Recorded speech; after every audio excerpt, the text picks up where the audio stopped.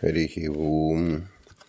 आपादमौलिपर्यन्तं गुरूणामाकृतिं स्मरेत् तेन विघ्नाः प्रणश्यन्ति सिद्ध्यन्ति च मनोरथाः। श्रीगुरुभ्यो नमः। परमगुरुभ्यो नमः। श्रीमदानन्दतीर्थभगवत्पादाचार्यगुरुभ्यो नमः। मन्मनोभीष्टवरदं सर्वाभीष्टफलप्रदं पुरन्दरगुरुं वन्दे दासश्रेष्ठं दयानिधिं विद्याविनयसम्पन्नान् शान्तादिगुणबृंहितान् सशास्त्रप्रवचनासक्तान् एलमिलार्यन् गुरून् भजे। पृथ्वीमण्डलमध्यस्याः पूर्णबोधमतानुगाः वैष्णवाः विष्णुप्रियाः तान् नमस्ये गुरुमम। हरिः ओम्। ಶ್ರೀಶಾಪಾಹಿ ಅನಂತಕೋಟಿಬ್ರಹ್ಮಾಂಡನಾಯಕ ಎಂಬುದು ಶ್ರೀ ಪುರಂದರದಾಸರು ರಚಿಸಿದ ಭವ್ಯ ಗ್ರಂಥ. ಶಾಸ್ತ್ರ ಪ್ರಮೇಯಗಳು 180 ಗದ್ಯಮಾಲೆಗಳು. ನಾವು 82ರಿಂದ 92ನೇ ಗದ್ಯವನ್ನು ನೋಡುತ್ತಿದ್ದೆವು.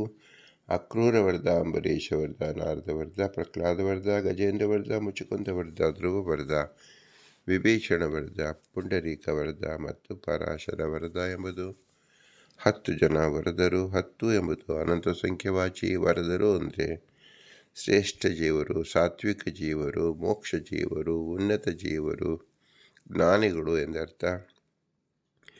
ಅನಂತ ಜೀವರಿದ್ದಾರೆ, ಅವರೆಲ್ಲರೂ ಭಗವಂತನ ಅನುಚರರಾಗಿದ್ದಾರೆ.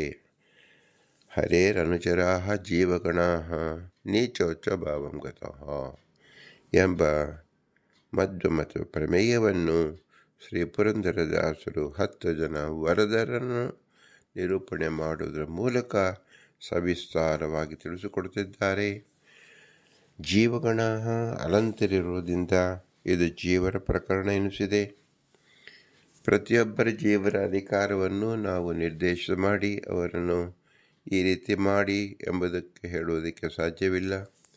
ಅನಂತ ಸಂಖ್ಯೆಯಲ್ಲಿರ್ತಕ್ಕಂಥ ಜೀವರನ್ನು ಪ್ರಾಥಮಿಕವಾಗಿ ಸಾತ್ವಿಕರು, ರಾಜಸರು ಮತ್ತು ತಾಮಸರು ಎಂಬ ಮೂಲಭೂತವಾದ ಅವರ ಸ್ವಭಾವ, ಆ ಸ್ವಭಾವ ಎಂದು ಬದಲಾಗುವುದಿಲ್ಲ. ಈ ಸ್ವಭಾವದ ಗುಣ ಮತ್ತು ಅವರ ಕರ್ಮವನ್ನು ಹೇಗೆ ಮಾಡುತ್ತಾರೆ ಎಂಬುದನ್ನು ಶಾಸ್ತ್ರ ರೀತಿಯಲ್ಲಿ ತಿಳಿದುಕೊಳ್ಳುವ ಮಾರ್ಗ. ಸಾತ್ವಿಕರೆಂದರೆ ತಮ್ಮ ಉತ್ತಮ ಗತಿಯನ್ನು ಹೊಂದುವುದು ಎಂದರ್ಥ. ಸಾತ್ವಿಕರಲ್ಲಿ ಸಾತ್ವಿಕರಾದವರು ವರದರು ಅಂತ ಹೆಸರು. ಸಾತ್ವಿಕರಾಗಿದ್ದರೂ ಇನ್ನೂ ಸೃಜಾವಸ್ಥೆಯಲ್ಲಿಯೇ ಇದ್ದಾಗ ಅಥವಾ ಸಂಸಾರಾವಸ್ಥೆಯಲ್ಲಿ ಇದ್ದಾಗ ತಮ್ಮ ಪ್ರಾರಬ್ಧ ಕರ್ಮ ಅನುಸಾರವಾಗಿ ಇನ್ನೂ ಅನೇಕ ಜನ್ಮಗಳನ್ನು ಅನುಭವಿಸುತ್ತಿದ್ದಾಗ ಅವರು ಸನ್ಮಾರ್ಗದಲ್ಲಿ ಇರಲು ಸಾಧ್ಯವಾಗುವುದಿಲ್ಲ. ಅವರು ಮಿಶ್ರಿತವಾಗಿ ತಮ್ಮ ವ್ಯಾಪಾರವನ್ನು ಅಥವಾ ರಾಜಸ ವ್ಯಾಪಾರವನ್ನೇ ಮಾಡುತ್ತಿರುತ್ತಾರೆ. ಏಕೆಂದರೆ ಅವರ ಅನಾದಿ ಕಾಲದಿಂದ ಅವರಿಗೆ ಸುಪ್ತ ಮನಸ್ಸಲ್ಲಿ ಇರತಕ್ಕಂಥ ಭಾವನೆಗಳು, ಇದನ್ನು ಅನಾದಿ ಕಾಮಕರ್ಮ ಎಂದು ಹೆಸರು. ಮೊಟ್ಟ ಮೊದಲಿಗೆ ಎಲ್ಲ ಜೀವರು ತಮ್ಮ ಅನಿಷ್ಟವಾದ ಕರ್ಮಗಳನ್ನು ತೊಳೆದುಕೊಳ್ಳಬೇಕು. ನಾವು ಒಂದು ಪಾತ್ರೆಯನ್ನು ಶುದ್ಧಿ ಮಾಡಿಕೊಂಡರೆ ಅದರಲ್ಲಿ ಅಮೃತವಂತಹ ಪದಾರ್ಥವನ್ನು ಹಾಕಿಕೊಳ್ಳಬಹುದು. ಶಾಸ್ತ್ರ ಎಂಬುದು ಅಮೃತ, ಮೋಕ್ಷ ಎಂಬುದು ಅಮೃತ, ಹಿರಿಯರ ವಚನ ಎಂಬುದು ಅಮೃತ. ಈ 3 ಅಮೃತಗಳು ನಮ್ಮ ಈ ಶರೀರ ಎಂಬ ಪಾತ್ರೆ ಶುದ್ಧವಾಗಿದ್ದಾಗ ಮಾತ್ರ ಹಿರಿಯರ ವಚನ, ಅದೇ ಗುರುಗಳ ಅನುಗ್ರಹ ವಚನ ಅಥವಾ ತಂದೆ ತಾಯಿಗಳ ಪ್ರೀತಿಯ ಮಾತುಗಳು ನಮಗೆ ಫಲಪ್ರದವಾಗುತ್ತದೆ. ನಮ್ಮ ಪಾತ್ರೆಯೇ ಸರಿಯಾಗಿಲ್ಲದಿದ್ದಾಗ ಆಗ ಕರೆದ ಅತ್ಯಂತ ಶ್ರೇಷ್ಠವಾದ ಲಕ್ಷಾಂತರ ರೂಪಾಯಿಗಳಿಂದ ಪಡೆದುಕೊಂಡ ಹಸುವಿನ ಹಾಲು ಸಹ ಅದು ನಿರುಪಯುಕ್ತವಾಗುತ್ತದೆ, ಒಡೆದು ಹೋಗುತ್ತದೆ, ಪ್ರಯೋಜನಕ್ಕೆ ಬಾರದೇ ಹೋಗುತ್ತದೆ. ಅಂದರೆ ನಮ್ಮ ಸ್ಥಿತಿಗತಿಗಳು ನಮ್ಮ ತಲೆ ಕೆಟ್ಟಿದ್ದಾಗ ಯಾವ ಒಳ್ಳೆಯ ಮಾತು ಸಹ ನಮಗೆ ರುಚಿಸುವುದಿಲ್ಲ ಎಂದರ್ಥ. ನಮ್ಮ ನಾಲಿಗೆ ಕೆಟ್ಟಿದ್ದಾಗ ಎಂತಹ ಒಳ್ಳೆಯ ಹಣ್ಣು ತಿಂದರೂ ಸಹ ಅದರಲ್ಲಿ ನಾವು ಸಾರವನ್ನು ಅರಿತುಕೊಳ್ಳುವುದಿಲ್ಲ. ಹಾಗೆ ಜೀವನದಲ್ಲಿ ನಮ್ಮ ಪಾತ್ರೆ ಅಂದರೆ ನಮ್ಮ ಪಾತ್ರ ಅಂದರೆ ನಮ್ಮ ಶರೀರ ಶುದ್ಧವಾಗಿದ್ದಾಗ ಮಾತ್ರ ಗುರು ಹಿರಿಯರ ಆಶೀರ್ವಾದ ರೂಪ ಗುರು ಹಿರಿಯರ ಸಂದೇಶವಾದ ರೂಪ ಶಾಸ್ತ್ರ ನಮಗೆ ತಿಳಿಯುತ್ತದೆ. ಅದಿಲ್ಲದಾಗ ಶಾಸ್ತ್ರದ ಉಪಯುಕ್ತತೆ ನಾವು ಕಾಣಲು ಸಾಧ್ಯವಾಗುವುದಿಲ್ಲ. ಶಾಸ್ತ್ರ ಯಾವಾಗಲೂ ಅತ್ಯಂತ ನಿರ್ಮಲವಾಗಿರುತ್ತದೆ. ಆದರೆ ಯಾವ ಪಾತ್ರೆಗೆ ಅದು ಹಾಕುತ್ತೇವೆ ಎಂಬುದರ ಮೇಲೆ ಆ ವಸ್ತುವಿನ ಉಪಯುಕ್ತತೆ ನಮಗೆ ಕಂಡು ಬರುತ್ತದೆ. ಪ್ರತಿಯೊಬ್ಬ ಜೀವರು ತಮ್ಮ ದೇಹವನ್ನು ಶುಚಿಯಾಗಿಟ್ಟುಕೊಳ್ಳಬೇಕು, ಮನಸ್ಸನ್ನು ಶುದ್ಧಿ ಮಾಡಿಕೊಳ್ಳಬೇಕು. ದೇಹವನ್ನು ಶುದ್ಧಿ ಮಾಡಿಕೊಳ್ಳುವುದು ಶ್ರೇಷ್ಠವಾದ ಕಾಯಕದಿಂದ ಭಗವಂತನ ಸೇವೆ, ಭಗವಂತನು ಸೃಷ್ಟಿಸಿದ ಅನಂತ ಜೀವರಗಳ ಅವರ ಕೈಂಕರ್ಯವನ್ನು ಮಾಡುವುದರಿಂದ, ಸೇವಾವೃತ್ತಿಯನ್ನು ಬೆಳೆಸಿಕೊಳ್ಳುವುದರಿಂದ, ಒಳ್ಳೆಯ ಸುಂದರ ನಾಡನ್ನು, ಸುಂದರ ಮನೆಯನ್ನು, ಸುಂದರ ದೇಶವನ್ನು ಕಟ್ಟುವುದರಿಂದ, ಭಗವಂತನಿಗೆ ಗುಡಿ ಗೋಪುರವನ್ನು ಕಟ್ಟುವುದರಿಂದ, ಭಗವಂತನಿಗೆ ಜಲವಾದ ನದಿ, ಸಾಗರ, ಕೆರೆ ಮುಂತಾದವನ್ನು ಶುದ್ಧವಾಗಿ ಇಟ್ಟುಕೊಳ್ಳುವುದರಿಂದ, ಭಗವಂತನ ಮಾರ್ಗವಾದ ನಮ್ಮ ರಹದಾರಿಗಳೇನಿದೆ ಅದು ಶುದ್ಧವಾಗಿ ಇಟ್ಟುಕೊಳ್ಳುವುದರಿಂದ, ನಾವು ದೇಹದಲ್ಲಿ ಶುದ್ಧಿ ಮಾಡಿಕೊಂಡಂತೆ ನಮ್ಮ ದೇಶದ ಶುದ್ಧಿ ಎಂದರೆ ಏನರ್ಥ? ನಾವು ಓಡಾಡುವ ಪ್ರತಿ ದಾರಿಯಲ್ಲಿ, ನದಿಯಲ್ಲಿ, ಬೆಟ್ಟಗಳಲ್ಲಿ, ಗುಡ್ಡಗಾಡುಗಳಲ್ಲಿ, ಮನೆಗಳಲ್ಲಿ ಶುದ್ಧತೆಯನ್ನು ನಾವು ಕಾಪಾಡಿಕೊಳ್ಳುವುದೇ ಆಗಿದೆ. ಶುದ್ಧತೆ ಎಂಬುದು ಅತ್ಯಂತ ಪ್ರಮುಖವಾದ ವಿಷಯವಾಗಿದೆ.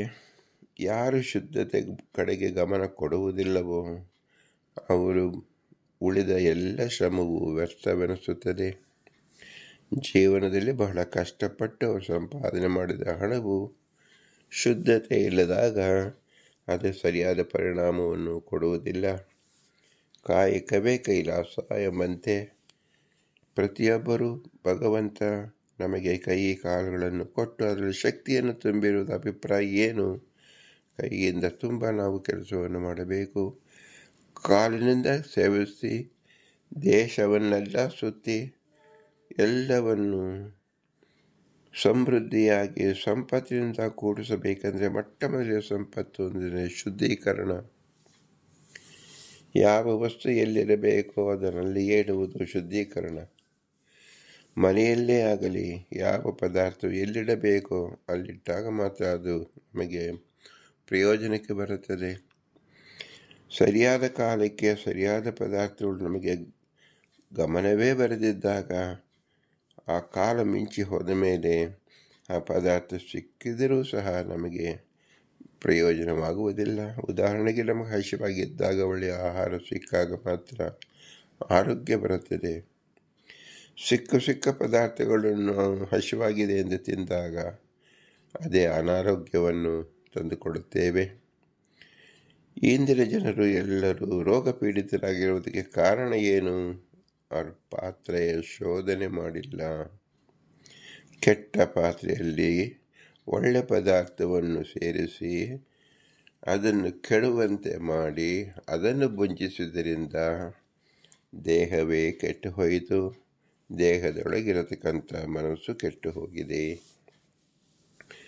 ಮೂಲಭೂತವಾಗಿ ಈ ಶೌಚ, ಬಹಿರ್ಶೌಚ ದೇಹ ರಕ್ಷಣೆ, ಅಂತಃಶೌಚ ಮಾನಸಿಕ ಶುದ್ಧತೆ. ಈ ಎರಡು ಶುದ್ಧತೆಯನ್ನು ಎಂದುವರೆಗೆ ನಾವು ಪರಿಪಾಲಿಸುವುದಿಲ್ಲ, ಅಲ್ಲಿಯ ತನಕವೂ ಎಲ್ಲ ಶಾಸ್ತ್ರಗಳು ಸಾರ ಎನಿಸಿಕೊಳ್ಳುವುದಿಲ್ಲ. ದಾಸರಾಯರು, ವರದರು ಎಂದ 10 ಜನರನ್ನು ಉದಾಹರಿಸಿರುವುದು ಇವರು ಶ್ರೇಷ್ಠ ಜಾತಿಯಲ್ಲಿ ಅಂದರೆ ತಮ್ಮ ಪಾತ್ರೆಯನ್ನು ಅಂದರೆ ನಮ್ಮ ಶರೀರವನ್ನು ಅಂದರೆ ತಮ್ಮ ಮನಸ್ಸನ್ನು ಶುದ್ಧವಾಗಿಟ್ಟುಕೊಂಡು ಶುದ್ಧವಾದ ಕಾರ್ಯಕ್ರಮವನ್ನು ಮಾಡಿ ಲೋಕಕ್ಕೆ ತೋರಿಸಿದ್ದಾರೆ ಎಂಬುದನ್ನು ಪ್ರತಿಪಾದಿಸುವ ಪಾತ್ರಗಳು ಈ 10 ಜನರು. 10 ದಿಕ್ಕಿನಲ್ಲಿ ಇಂತಹ ಜನರಿದ್ದಾರೆ, ಇದ್ದರು ಎಂಬುದು ಪುರಾಣಗಳಿಂದ ನಮಗೆ ತಿಳಿದು ಬರುತ್ತದೆ.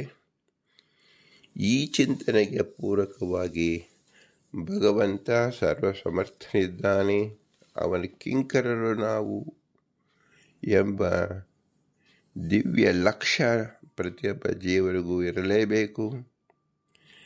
ನಾವೇ ನಾಯಕರು, ಈಶ್ವರರು ಅಂದುಕೊಂಡಿದ್ದಾಗ ನಮ್ಮ ಉದ್ದಟತನದಿಂದ ದುಃಖ ಎಲ್ಲರಿಗೂ ಒದಗಿ ನಮಗೂ ಸಹಿಸಿಕೊಳ್ಳಲಾಗದಂಥ ದುಃಖ ರೂಪವಾದ ಅನೇಕ ರೋಗ ರುಜಿನಗಳಲ್ಲಿ ನಾವು ಉಳಿಯಬೇಕಾಗುತ್ತದೆ. ಮನುಷ್ಯನಿಗೆ ಬೇಕಾಗಿರುವುದು ಉತ್ತಮ ಆರೋಗ್ಯ. ಉತ್ತಮ ಆರೋಗ್ಯಕ್ಕೆ ಬೇಕಾಗಿರುವುದು ಉತ್ತಮ ಆಹಾರ. ಉತ್ತಮ ಆಹಾರವನ್ನು ಉತ್ತಮವಾದ ಪಾತ್ರೆಯಲ್ಲಿ ಇಟ್ಟಾಗ ಮಾತ್ರ ಎಲ್ಲವೂ ಉತ್ತಮತ್ವ ಕೂಡುತ್ತದೆ. ಅತ್ಯಂತ ಉತ್ತಮವಾದ ಆಹಾರವಾದರೂ ಕೊಳಕಾದ ಪಾತ್ರೆಯಲ್ಲಿ ಇಟ್ಟಾಗ ಉತ್ತಮ ಆಹಾರ ಕೆಟ್ಟು ಹೋಗುತ್ತದೆ, ಕೊಳೆತು ಹೋಗುತ್ತದೆ. ಅದು ರೋಗಕ್ಕೆ ಕಾರಣವಾಗುತ್ತದೆ. ಈ ಚಿಂತನೆಯಲ್ಲಿ ನಮ್ಮ ಮನಸ್ಸಿನ ಶುದ್ಧತೆಯಲ್ಲಿ ಬೇಕಾಗಿರತಕ್ಕಂಥದ್ದು ಯಾವುದು? ಭಗವಂತನಿಗೂ ನಮಗೂ ಇರತಕ್ಕಂಥ ಸಂಬಂಧ ಎಂಥದ್ದು? ಭಗವಂತನಿಗೂ ನಮಗೂ ಅತ್ಯಂತ ಅಭಿನ್ನರಾಗಿದ್ದೇವೆ. ನಾವು ಎಂದು ಭಗವಂತರಾಗಲು ಸಾಧ್ಯವಿಲ್ಲ. ಜೀವನ ಲಕ್ಷಣ ದುಃಖ ಸ್ಪಷ್ಟ. ನಾವಾರು ನಮ್ಮ ಇತಿಮಿತಿಗಳನ್ನು ತಿಳಿದುಕೊಳ್ಳದೆ ಹೆಚ್ಚಾಗಿ ಆಸೆಯನ್ನು ಪಡುವುದೇ ಜೀವನ ಲಕ್ಷಣ. ಯಾವ ಜೀವರಿಗೆ ಆಸೆಯೇ ಇಲ್ಲವೋ ಅವರ ಪೂರ್ಣರು ಎಂದ ಹೆಸರು. ಅದು ಕೇವಲ ಭಗವಂತನಾಗಿರುತ್ತಾನೆ. ಅವನಿಗೆ ಪೂರ್ಣ ಕಾಮಸ ಕೋಸ್ಪೃಹ ಕಹಸ್ಪೃಹ ಅಂದರೆ ಪೂರ್ಣ ಕಾಮನಾದವನಿಗೆ ಯಾವ ಬಯಕೆಯೂ ಇರುವುದಿಲ್ಲ. ಅವನು ಪೂರ್ಣನು. ಹೇಗೆ ಒಂದು ಪಾತ್ರೆಯಲ್ಲಿ ಹಾಲನ್ನು ತುಂಬಿದಾಗ ಮತ್ತೆ ಹಾಲಿನ ಅಪೇಕ್ಷೆ ಅದಕ್ಕೆ ಇರುವುದಿಲ್ಲ. ಪ್ರಪಂಚದಲ್ಲಿ ಯಾವ ಪದಾರ್ಥವೂ ಅಲ್ಲಿ ಅದು ಅಪೇಕ್ಷಿಸುವುದಿಲ್ಲ. ಏಕೆಂದರೆ ಆ ಪಾತ್ರೆ ಪೂರ್ಣವಾಗಿ ಅಮೃತಮಯವಾಗಿರುತ್ತದೆ. ಹಾಗೆ ಪ್ರತಿಯೊಬ್ಬರ ಈ ಸ್ವರೂಪ ಎಂಬತಕ್ಕಂಥದ್ದು ಹೇಗೆ ಇದೆ? ಸಾತ್ವಿಕರ ಸ್ವರೂಪ ಆನಂದದಿಂದ ತುಂಬಿದೆ, ಸಂತೋಷದಿಂದ ತುಂಬಿದೆ, ಸತ್ವಗುಣದಿಂದ ತುಂಬಿದೆ. ಅದರಂತೆ ರಾಜಸರು ಮತ್ತು ತಾಮಸರು ಅವರ ಸ್ವರೂಪವೇ ಮಿಶ್ರಭೂತವಾಗಿರುತ್ತದೆ ಮತ್ತು ತಾಮಸರ ಸ್ವರೂಪವೇ ದುಃಖ ರೂಪವಾಗಿರುತ್ತದೆ. ಇದು ಕ್ಲುಪ್ತವಾದ ಅವರ ಸ್ವರೂಪ. ಈ ಸ್ವರೂಪ ಎಂಬತಕ್ಕಂಥದ್ದು ಎಂದಿಗೂ ಬದಲಾಗುವುದಿಲ್ಲ. ಉದಾಹರಣೆಗೆ ನಾವು ಶುದ್ಧವಾದ ಹಾಲಿದ್ದರೂ ಸಹ ಶುದ್ಧವಾದ ನಿಂಬೆಹಣ್ಣಿನ ರಸವನ್ನು ಹಿಂಡಿದಾಗ ಆ ಹಾಲು ಏನಾಗುತ್ತದೆ? ಹಾಲು ಒಡೆದು ಅನುಪಯುಕ್ತವಾಗುತ್ತದೆ. ನಿಂಬೆಹಣ್ಣು ಎಂಬತಕ್ಕಂಥದ್ದು ತನ್ನ ಗುಣವನ್ನು ಎಂದೂ ಬಿಡುವುದಿಲ್ಲ. ಹಾಲು ಎಂಬುದು ಸಹ ತನ್ನ ಗುಣವನ್ನು ಎಂದೂ ಬಿಡುವುದಿಲ್ಲ. ಇದು ಜೀವನ ಸ್ವರೂಪದಂತೆ. ನಿಂಬೆಹಣ್ಣು ಎಂಬತಕ್ಕಂಥದ್ದು ಅತಿ ತೀವ್ರವಾದ ಆ ರಸ, ಯಾವ ಕೆಮಿಕಲ್ಸ್ ಅಂತ ರಸಾಯನವನ್ನು ಪ್ರಯೋಗವಾಗಿ ಹಾಲಿನಲ್ಲಿರತಕ್ಕಂಥ ಪದಾರ್ಥಗಳನ್ನು ವಿಷದೀಕರಿಸುತ್ತದೆ, ವಿಷಮಪಡಿಸುತ್ತದೆ. ಅಂದರೆ ಪ್ರತಿಯೊಂದು ಪದಾರ್ಥಗಳಿಗೂ ಹೇಗೆ ಬೆಳಕು ಮತ್ತು ಕತ್ತಲು ಬೆಳಕು ಬಂದ ಕೂಡಲೇ ಓಡಿ ಹೋಗುತ್ತದೆ. ಬೆಳಕು ಎಲ್ಲಿರುತ್ತದೆ? ಕತ್ತಲೆಯ ಮೇಲೆ ಸ್ಥಾಪಿತವಾಗಿರುತ್ತದೆ. ಬೆಳಕು ಹಿಂದೆ ಸರಿದಾಗ ಅಲ್ಲಿದ್ದ ಕತ್ತಲೆ ಕಾಣುತ್ತದೆ. ಇದು ತಾಮಸರ ಸ್ವರೂಪ. ತಾಮಸರ ಸ್ವರೂಪ ಕತ್ತಲೆಯಂತೆ, ಸಾತ್ವಿಕರ ಸ್ವರೂಪ ಬೆಳಕಿನಂತೆ. ಸ್ವಲ್ಪ ಬೆಳಕು, ಸ್ವಲ್ಪ ಕತ್ತಲು, ಮಂದ ಬೆಳಕಿನಂತೆ ಇರತಕ್ಕಂಥದ್ದು ರಾಜಸರ ಸ್ವರೂಪ. ಅಂದರೆ ಪೂರ್ಣ ಸುಖವನ್ನು ಹೊಂದಲಾರರು, ಪೂರ್ಣ ದುಃಖವನ್ನು ಹೊಂದಲಾರರು. ಮಿಶ್ರೀಭೂತವಾಗಿರತಕ್ಕಂಥದ್ದು ರಾಜಸರ ಯೋಗ್ಯತೆ. ಅಂಧಕಾರದಂತೆ ಇರತಕ್ಕಂಥದ್ದು ತಾಮಸರ ಯೋಗ್ಯತೆ. ಶುದ್ಧ ಜ್ಞಾನದಲ್ಲಿ ಇರತಕ್ಕಂಥದ್ದು ಸಾತ್ವಿಕರ ಯೋಗ್ಯತೆ. ಇದನ್ನು ತೋರಿಸುವುದಕ್ಕೋಸ್ಕರವೇ ಭಗವಂತ ನಮಗೆ ಬೆಳಗಿನ ಕಾಲದಲ್ಲಿ ಸೂರ್ಯನ ಪ್ರತಿನಿಧಿಯಾಗಿ ಪ್ರಕಾಶವನ್ನು ಬೀರುತ್ತಾನೆ. ಒಬ್ಬನೇ ಸೂರ್ಯ ಇಡೀ ಪ್ರಪಂಚವನ್ನು ಬೆಳಗುತ್ತಾನೆ. ಅದೇ ಸೂರ್ಯ ಸಂಜೆಯ ಹೊತ್ತಿನಲ್ಲಿ ಕತ್ತಲೆಯೊಂದಿಗೆ ಸಂಧ್ಯಾ ಅಂದರೆ ಆ ಸಂಧಿ ಕಾಲದಲ್ಲಿ ತೋರಿಸುತ್ತಾನೆ. ಮತ್ತೆ ರಾತ್ರಿ ಕಾಲದಲ್ಲಿ ದಟ್ಟ ಕತ್ತಲು ಆವರಿಸಿಕೊಳ್ಳುತ್ತದೆ. ಇದು ಜೀವನ ಪ್ರಮುಖ ಲಕ್ಷಣವನ್ನೇ ಪ್ರಕೃತಿಯಲ್ಲಿ ಭಗವಂತ ನಮಗೆ ತಿಳಿಸುತ್ತಿದ್ದಾನೆ. ಎಲ್ಲ ಸಾತ್ವಿಕ ಜೀವರು ಯೋಗ್ಯ ಕಾರ್ಯವನ್ನು ಮಾಡುವುದು ಬೆಳಕಿನಲ್ಲಿ ಮಾತ್ರ. ವಿಜ್ಞಾನಿಗಳು ಜ್ಞಾನದ ಯಜ್ಞವನ್ನು ಮಾಡುವುದು, ಶಾಸ್ತ್ರದ ಉಚ್ಚಾರಣೆ ಮಾಡುವುದು, ಮಂತ್ರವನ್ನು ಪಠಿಸುವುದು, ಭಗವಂತನ ಗುಡಿಗೋಪುರವನ್ನು ಕಟ್ಟಿಸುವುದು, ಪೂಜಾ ಕೈಂಕರ್ಯ ಮಾಡುವುದು, ಶಾಸ್ತ್ರಾಧ್ಯಯನ ಮಾಡುವುದು, ದಾನ ಧರ್ಮವನ್ನು ಮಾಡುವುದು, ಬ್ರಾಹ್ಮಣರ ಭೋಜನ ಮಾಡಿಸುವುದು ಎಲ್ಲವೂ ಸಹ ಪ್ರಕಾಶದಲ್ಲಿದ್ದಾಗ, ಅಂದರೆ ಬೆಳಕಿನಲ್ಲಿದ್ದಾಗ, ಅಂದರೆ ಒಂದು ತೃಪ್ತಿ ಕಾರ್ಯವನ್ನು ಲೋಕದ ಸಂರಕ್ಷಣೆಗೋಸ್ಕರವಾಗಿ ಲೋಕಕ್ಕೆಲ್ಲವೂ ಹಿತವಾಗದಂತೆ ಮಾಡತಕ್ಕಂಥ ಕಾಲ ಅದೇ ಬೆಳಗಿನ ಕಾಲ, ಪ್ರಕಾಶದ ಕಾಲ. ಅದೇ ಸಂಜೆಯ ಹೊತ್ತಿನಲ್ಲಿ ವಿಶ್ರಮಿಸುವ ಕಾಲ. ಸಂಧ್ಯಾ ಕಾಲ ಎಂಬುದು ತೊಡಕಿರುವುದು, ಏನಾಗುವುದು, ಮುಂದೆ ಕತ್ತಲು ಬರುವುದು, ಆದ್ದರಿಂದ ನಾವು ಸರಿಪಡಿಸಿಕೊಳ್ಳಬೇಕು ಎಂಬ ಉಭಯ ರೂಪವಾದದ್ದು ಅದು ರಾಜಸರ ಕಾಲ. ದಟ್ಟ ಕತ್ತಲಿನಲ್ಲಿ ಪಶು ಪ್ರಾಣಿಗಳು, ಅತಿ ಘೋರವಾದ ಪ್ರಾಣಿಗಳು ಸಂಚಾರ ಮಾಡತಕ್ಕಂಥ ಕಾಲ. ಹಾವುಗಳು ಹೊರಗೆ ಬಂದು ತನ್ನ ಆಹಾರವನ್ನು ಹುಡುಕುವ ಕಾಲ. ಕಳ್ಳರು ಕಳ್ಳತನ ಮಾಡೋದಕ್ಕೆ ಹೊರಡುವ, ಮನೆಯ ಬಿಟ್ಟು ಹೊರಡುವ ಕಾಲ. ದುಷ್ಟರು ದುಷ್ಟ ಜಂತುಗಳನ್ನು ಹಿಡಿದು ಸಾಯಿಸುವ ಕಾಲ. ಹೀಗೆ ಕೇವಲ ಹಿಂಸಾ ಪ್ರವೃತ್ತಿಗೆ ಮೂಲಭೂತವಾಗಿ ಕಾಣುವುದು ರಾತ್ರಿ ಕಾಲ, ದಟ್ಟ ಕತ್ತಲಿನ ಕಾಲ. ಇದು ದುಷ್ಟ ಜನರ ಪ್ರವೃತ್ತಿಯನ್ನು ನಿರೂಪಿಸುತ್ತದೆ.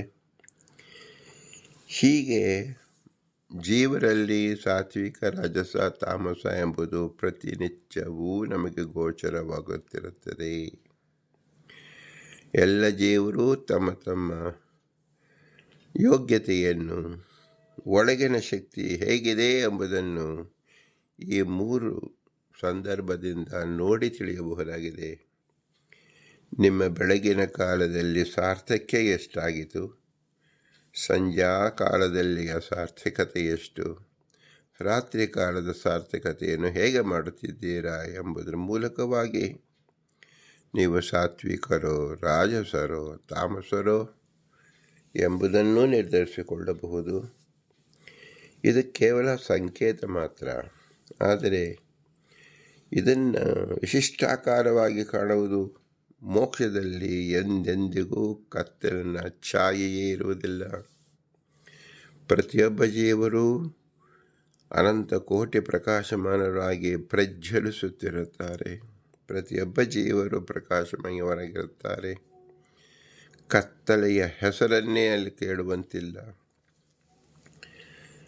ಸಾಂತಾನಿಕ ಲೋಕದಲ್ಲಿ ಅದು ಕತ್ತಲು ಹೌದು, ಬೆಳಕು ಹೌದು. ಬೆಳಕಿಂದ ಓದಲು ಬರುವುದಿಲ್ಲ, ಕತ್ತಲಿಂದ ಬೇರೆ ಕೆಲಸವನ್ನೂ ಮಾಡಲು ಬರುವುದಿಲ್ಲ. ಇಂತಹ ವಿಷಮ ಕಾಲ, ಸಂಧ್ಯಾಕಾಲ, ಅದು ಸಾಂತಾನಿಕ ಲೋಕ. ಅತ್ಯಂತ ಅಮಾವಾಸ್ಯೆಯ ರಾತ್ರಿ 12 ಗಂಟೆಯಲ್ಲಿ ನಾವು 2 ಕಣ್ಣಲ್ಲ 10 ಕಣ್ಣು ಬಿಟ್ಟು ನೋಡಿದರೂ ನಮ್ಮ 1 ಅಡಿ ಮುಂದೆಯೂ ಸಹ ಏನೂ ಕಾಣದೇ ಇರತಕ್ಕಂಥ ದಟ್ಟ ಕತ್ತಲಿಂದ ಕವಿದಿರತಕ್ಕಂಥ ಲೋಕ ನರಕಾದಿ ಅನರ್ಥ ಲೋಕಗಳು. ಅದಕ್ಕೆ ತಮಸ್ಸು ಅಂತ ಹೆಸರು. ತಮಸ್ಸು ಅಂದರೆ ಅಂಧಕಾರ ಎಂದ ಹೆಸರು, ಕತ್ತಲು ಅಂತ ಹೆಸರು. ಆ ತಮೋ ಭಾಗದಿಂದಲೇ ಕೂಡಿರ್ತಕ್ಕಂಥದ್ದು ತಮಸ್ಸು. ಅದು ನಾವು ಕಾಡಿನಲ್ಲಿ ಅಮಾವಾಸ್ಯೆಯ ರಾತ್ರಿ 12 ಗಂಟೆಯಲ್ಲಿ ನಾವು ನೋಡಬಹುದು. ಆಗ ಯಾವ ಮನುಷ್ಯರೂ ಸಹ ಅಲ್ಲಿ ಸ್ವೇಚ್ಛೆಯಿಂದ ಓಡಾಡಲು ಸಾಧ್ಯವಿಲ್ಲ. ಇದು ಪ್ರತಿನಿತ್ಯ ನಾವು ಕಾಣುತ್ತಿದ್ದೇವೆ. ಭಗವಂತ ಪ್ರಕೃತಿಯಲ್ಲಿ ತೋರಿಸುತ್ತಿದ್ದಾನೆ. ಇದರ ಪ್ರತಿಫಲ ತಮಸ್ಸಿನ ಪ್ರತಿಫಲ, ಸಂಧ್ಯಾಕಾಲದ ಪ್ರತಿಫಲ ಮತ್ತು ಬೆಳಗಿನ ಪ್ರತಿಫಲ. ಇದೇ ರೀತಿಯಲ್ಲಿ 3 ಕಾಲಗಳು, 3 ಜೀವರು ಪ್ರಭೇದಗಳು. ಇದು ಒಂದು ದಿನ ಬೆಳಗು ಬೇಡ ಎಂದು ಯಾರಾದರೂ ತಡೆಗಟ್ಟಬಹುದಾ? ಸಂಜೆ ಬೇಡ ಎಂದು ಯಾರಾದರೂ ತಡೆಗಟ್ಟಬಹುದಾ?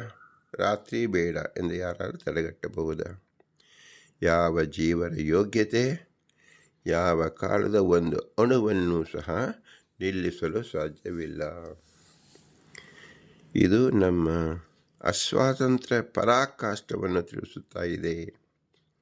ಎಲ್ಲ ಜೀವರು ಸಾತ್ವಿಕರಾಗಿರಲಿ, ರಾಜಸರಾಗಿರಲಿ, ತಾಮಸರಾಗಿರಲಿ, ದೇಶ ಕಾಲವನ್ನು ಪ್ರತಿನಿಧಿಸುವುದು ಸಾಧ್ಯವಿಲ್ಲ. ಇದರ ಅರ್ಥವೇನು? ಯಾರು ಸೃಷ್ಟಿ ಸ್ಥಿತಿ ಲಯ ಇದಕ್ಕೆ ಮಾಡಲು ಸಮರ್ಥರಲ್ಲವೋ ಅವರು ಜೀವರು. ಯಾರಿಗೆ ಸಾಮರ್ಥ್ಯವಿದೆಯೋ ಅವನು ಭಗವಂತ. ಎಲ್ಲವೂ ಸೃಷ್ಟಿಯಾದದ್ದೇ ನಾವು ಕಾಣುತ್ತಿದ್ದೇವೆ. ಆದ್ದರಿಂದ ವೇದದಲ್ಲಿ ಹೇಳಿರುತ್ತಂತೆ ಬ್ರಹ್ಮಾಂಡಗಳು ಸೃಷ್ಟಿಯಾಗಿರುವುದು ಭಗವಂತನಿಂದ. ಜನ್ಮಾದ್ಯಸ್ಯತಃ ಓಂ ಎಂಬತಕ್ಕಂಥ ಬ್ರಹ್ಮಸೂತ್ರದಲ್ಲಿ ಬ್ರಹ್ಮನ ಲಕ್ಷಣವನ್ನು ಹೇಳುವಾಗ ಸೃಷ್ಟಾದಿ ಕರ್ತೃತ್ವ ಯಾರೋ ಅವನು ಭಗವಂತ. ಹೀಗೆ ಹೇಳಿದ್ರಿಂದ ಎಲ್ಲ ಜೀವರು ತಾವು ಒಂದೇ ಮನಸ್ಸಿನಿಂದ ಒಪ್ಪಿಕೊಳ್ಳಬೇಕು. ನಮ್ಮಲ್ಲಿ ಯಾವ ಸೃಷ್ಟಿ ಸಾಧ್ಯವಿಲ್ಲ, ಯಾವ ಸ್ಥಿತಿಯೂ ನಮ್ಮಿಂದ ಸಾಧ್ಯವಿಲ್ಲ, ಯಾವ ಸಂಹಾರ ಕಾರ್ಯವೂ ಸಾಧ್ಯವಿಲ್ಲವಾದ್ದರಿಂದ ಯಾವ ಜೀವರು ದೇವರಲ್ಲ. ಜನರೇಟರ್, ಆರ್ಗನೈಸರ್, ಡಿಸ್ಟ್ರಕ್ಟರ್ ಅದೇ ಗಾಡ್ ಎಂಬುದಾಗಿದೆ. ಇದನ್ನು ಅರ್ಥ ಮಾಡಿಕೊಂಡಾಗ ಸೃಷ್ಟಿ ಸ್ಥಿತಿ ಲಯಕರ್ತರು ಭಗವಂತ ಮಾತ್ರ, ಜೀವರಲ್ಲ. ಈ ರೀತಿಯಲ್ಲಿ ನಾವು ಭಿನ್ನವಾಗಿದ್ದಾಗ ಭಗವಂತ ಮತ್ತು ತನ್ನ ಅವತಾರಗಳಲ್ಲಿ ಅಭಿನ್ನಾಂಶವನ್ನು ನಾವು ತಿಳಿಯಬೇಕು. ಜೀವರಲ್ಲಿ ಭಿನ್ನಾಂಶವೇ ತಿಳಿಯಬೇಕು. ಜೀವರು ಭಗವಂತನಿಂದ ಭಿನ್ನರಾಗಿದ್ದಾರೆ ಎಂಬುದನ್ನು ಅತಿ ಸ್ಪಷ್ಟವಾಗಿ ತಿಳಿಯಬೇಕು. ಇದನ್ನು ವಿಶೇಷಾಕಾರವಾಗಿ ಈ ಬ್ರಹ್ಮಸೂತ್ರ 2ನೇ ಅಧ್ಯಾಯದ 3ನೇ ಪಾದದಲ್ಲಿ ತಿಳಿಸ್ಕೊಡ್ತಾ ಇದ್ದಾರೆ. ಯಾವ ಅಂಶಾಧಿಕರಣದಲ್ಲಿ ಯಥಾ ಬಾಹ್ಯಾಮೃತ ಜಲಸ್ವಾಮ್ಯ ಜಲಸ್ಯ ಚ ಏಕತ್ವಂ ತದಂಶಸ್ಯಾಪಿ ಶ್ಲೇಷ್ಮಣ ತದ ಅನುಗ್ರಾಹ್ಯತ್ವಂ ತೇನೇವ ವಿರೋಧಿ ನಿವೃತ್ತಿಶ್ಚ. ಹೇಗೆ ಬ್ರಹ್ಮಾಂಡದಿಂದ ಬಾಹ್ಯವಾದ ಶುದ್ಧ ಜಲಾಭಿಮಾನಿಯಾದ ಅಂಶಿಯಾದ ವರ್ಣನಿಗೂ ವರ್ಣನ ಅಂಶಭೂತವಾದ ಬ್ರಹ್ಮಾಂಡದ ಒಳಗೆ ಶುದ್ಧೋದಕವಾದ 7ನೇ ಸಮುದ್ರಾಭಿಮಾನಿಗೂ ಏಕಪ್ರಕಾರತ್ವವೋ ಏಕವಿಧವಾದ ಶಕ್ತಿಯಿಂದ ಯುಕ್ತತ್ವ ಇದೆಯೋ, ಅಂದರೆ ಅನುಜ್ಞಾದಿರಾಹಿತ್ಯವಿದೆಯೋ. ಬಾಹ್ಯ ಜಲಾಭಿಮಾನಿಯಾದ ವರ್ಣನ ಭಿನ್ನಾಂಶಭೂತವಾದ ಶ್ಲೇಷ್ಮ ಅಂದರೆ ಕಫಕ್ಕೆ ಅಭಿಮಾನಿಯಾದ ಅಪಭ್ರಷ್ಟ ದೇವತೆಗಳಿಗೆ ಆ ವರ್ಣನಿಂದಲೇ ಅನುಗ್ರಾಹ್ಯತ್ವವಿದೆಯೋ, ಆತನಿಂದಲೇ ಕಫ ವಿರೋಧಿಯಾದ ಪಿತ್ತಧಾತುವಿಗೆ ನಿವೃತ್ತಿಯೂ ಆಗುತ್ತದೋ. ಕಫವು ಪಿತ್ತಧಾತುವಿಗೆ ವಿರೋಧಿಯು, ಪಿತ್ತವು ಕಫಕ್ಕೆ ವಿರೋಧಿಯು. ಹಾಗೆಯೇ ಜೀವನಲ್ಲಿ ತಥಾಚ ಅಪಭ್ರಷ್ಟ ದೇವತೆಗಳಲ್ಲಿ ದೇಹ ಸಂಬಂಧವಿದ್ದುದರಿಂದ ಅಂಶಾಧೀನ ಪ್ರವೃತ್ತಿಯಾದಿಗಳು ಇದ್ದುದರಿಂದ ಅದರಂತೆಯೇ ಜೀವನಲ್ಲಿಯೂ ಪರಮಾತ್ಮನ ಅನುಜ್ಞೆಯಿಂದಲೇ ಪ್ರವೃತ್ತಿಯಾದಿಗಳೆಂದು ಸಾಧಿಸುವುದು ಯುಕ್ತವು. ನಾವು ಪ್ರಪಂಚವನ್ನು ನೋಡುವಾಗ ಇದು ಪಂಚಭೂತಗಳಿಂದ ಆಗಿದೆ. ಬೆಂಕಿ, ನೀರು ಮತ್ತು ಮಣ್ಣು. ಇದಕ್ಕೆ ಅಭಿಮಾನಿ ದೇವತೆಗಳಿದ್ದಾರೆ. ದೇವತೆಗಳು ಅಂದರೆ ಜೀವರು, ಅತ್ಯಂತ ಶ್ರೇಷ್ಠ ತರಗತಿಯ ಜೀವರು. ಅವರು ಸಾಂಶ ಜೀವರು. ಅಂದರೆ ಅರ್ಥ ಏನು? ಅವರು ಹೆಚ್ಚಿನ ದೇಶದಲ್ಲಿ ತಮ್ಮ ಪ್ರಕಾಶದಿಂದ ಇರತಕ್ಕಂಥವರು. ಅವರವರ ದೇಹದ ಪ್ರಕಾಶ ನಾವು ಒಂದು ಬ್ಯಾಟರಿ ಎನ್ನು ತೆಗೆದುಕೊಂಡಾಗ ಅಲ್ಲಿರ್ತಕ್ಕಂಥ ಬೆಳಕು, ಅದರಂತೆ 10 ಹಾರ್ಸ್ ಪವರ್ ಇರತಕ್ಕಂಥ ಬ್ಯಾಟ್ರಿಯಿಂದ ಬರತಕ್ಕಂಥ ದೊಡ್ಡ ದೀಪ ಹೇಗೆ ಹೆಚ್ಚು ಪ್ರಕಾಶವನ್ನು ಬೀರುತ್ತದೋ ಹಾಗೆ ಉತ್ತಮ ಜೀವರಲ್ಲಿ ಮಿಣುಕು ಹುಣದಿಂದ ಹಿಡಿದುಕೊಂಡು ಸೂರ್ಯ, 10 ಸೂರ್ಯ, 100 ಸೂರ್ಯ, ಕೋಟಿ ಸೂರ್ಯ, ಅನಂತ ಸೂರ್ಯ ಈ ರೀತಿಯಲ್ಲಿ ಪ್ರಕಾಶಮಾನವಾಗಿ ನಾವು ನೋಡಬಹುದು. ಸೂರ್ಯ ಉದಯಿಸಿದಾಗ ಇಡೀ ವಿಶ್ವವು ಪ್ರಕಾಶದಿಂದ ಹೇಗೆ ತುಂಬುತ್ತದೋ, ಹೇಗೆ ತುಂಬುತ್ತೆ, ಅವನ ಪ್ರಕಾಶತೆಯ ವ್ಯಾಪ್ತಿ ಇದೆ. ಅಂದರೆ ಸೂರ್ಯನು ನಮ್ಮ ಕಣ್ಣಿನಲ್ಲಿಯೂ ಇದ್ದಾನೆ, ನಮ್ಮ ನೋಡತಕ್ಕಂಥ ಪ್ರತಿಯೊಂದು ಮನೆಯ ಪದಾರ್ಥಗಳಲ್ಲೂ, ವಿಶ್ವದ ಪ್ರತಿಯೊಂದು ಅಣು ರೇಣುಗಳಲ್ಲೂ ಸಹ ನಾವು ಕಾಣಬಹುದಾಗಿದೆ. ಇದು ಯಾರಿಂದ ಕಾಣಲು ಸಾಧ್ಯ? ಸೂರ್ಯನ ಪ್ರಕಾರ ಅವನ ಒಂದು ಕಿಡಿ, ಅವನ ಒಂದು ರಶ್ಮಿ ರೂಪದಿಂದ ಇಡೀ ಪ್ರಪಂಚವನ್ನು ಅವನು ವ್ಯಾಪಿಸಿರುವುದರಿಂದ ಅದು ಪ್ರಕಾಶಮಾನವಾಗಿರುತ್ತದೆ. ಆದ್ದರಿಂದ ನಾವು ನೋಡಲು ಸಾಧ್ಯವಾಗುತ್ತದೆ. ಈ ಪ್ರಕಾಶ ಎಂಬುದು ಆ ಸೂರ್ಯನಿಂದ ಅಭಿನ್ನವಾಗಿದೆ. ಅಂದರೆ ಏನರ್ಥ? ಇದು ಅವನ ಅಧಿಕಾರ ವ್ಯಾಪ್ತಿಗೆ ಸಂಬಂಧಿಸಿದೆ, ಸೂರ್ಯನ ಅಂಶವಾಗಿದೆ ಎಂದು ಅರ್ಥ ನಾವು ತಿಳಿಯಬೇಕು. ದೊಡ್ಡ ದೊಡ್ಡ ಜೀವರ ಅಧಿಕಾರ ವ್ಯಾಪ್ತಿ ದೊಡ್ಡ ದೇಶದಲ್ಲಿ ಹೇಗೆ ಹರಡಿರುತ್ತದೋ ಹಾಗೆ ಸೂರ್ಯನೆಂಬ ದೇವತಾ, ಅಂದರೆ ದೇವತಾ ಯೋಗ್ಯವಾದ ಜೀವನ ವ್ಯಾಪ್ತಿ, ಪ್ರಕಾಶದ ವ್ಯಾಪ್ತಿ ಇಡೀ ಭೂಮಂಡಲವನ್ನು ವ್ಯಾಪಿಸಿದೆ. ಆದ್ದರಿಂದ ಭೂಮಂಡಲದ ಯಾವ ಭಾಗದಲ್ಲಿ ಪ್ರಕಾಶದಿಂದ ಕೆಲಸವಾಯಿತೋ ಅದು ಸೂರ್ಯನಿಂದ ಆಗಿತು ಎಂದು ತಿಳಿಯುತ್ತೇವೆ. ಇದಕ್ಕೆ ಸಾಂಶಜೀವರು ಎಂದು ಹೆಸರು. ಇದನ್ನು ನಾವು ಮಣ್ಣು, ನೀರು ಮತ್ತು ಬೆಂಕಿ, ಇದು 3 ಉದಾಹರಣೆ: ಕಾಲಾಗ್ನಿ ಮತ್ತು ಮಿಂಚುಹುಳ, ಪರ್ವತ, ಮೇರು ಪರ್ವತ ಮತ್ತು ಮನುಷ್ಯ ಮಾಡತಕ್ಕಂಥ ಮಲಮೂತ್ರಾದಿಗಳು, ಜಡ ಪದಾರ್ಥಗಳು, ಮೂತ್ರ ಎಂಬತಕ್ಕಂಥದ್ದು, ಮತ್ತು ಸಪ್ತ ಸಾಗರದಲ್ಲಿರ್ತಕ್ಕಂಥ ಜಲ. ಇದು ಸಮಾನವಾಗಿದ್ದರೂ ಸಹ ಪ್ರಕಾರತಃ ನಮಗೆ ಇದು ಅತ್ಯಲ್ಪ ರೂಪದಲ್ಲಿ ಕಾಣುತ್ತದೆ, ಅದು ಬೃಹದಾಕಾರವಾಗಿ ಕಾಣುತ್ತದೆ.